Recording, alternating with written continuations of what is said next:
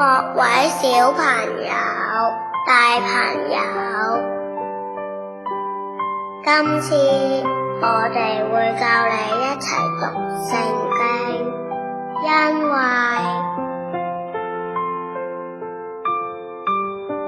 聖經是神所默示的，於教訓、督責、使人歸正、教導人學義，都是有益的，要屬神的人得以完全，預備行各樣的善事。求你開我的眼睛，使我看出你律法中的奇妙。你的話是我腳前的燈，是我路上的光。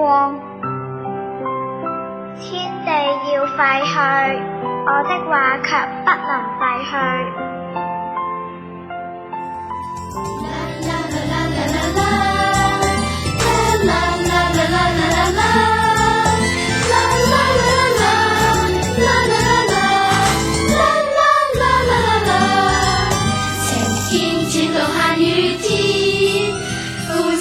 掛在我嘴邊，要學習明白道理，下來老師的教導真摯，感謝父神在身邊，看護和勵勉，尋找真理知識，拋棄自私，以愛和平共處。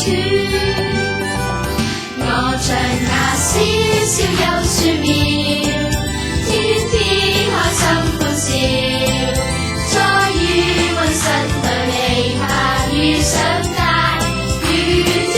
我像那小小幼樹苗，燦爛如紅日照，今天鼓起心中創志，成就上帝從我心願。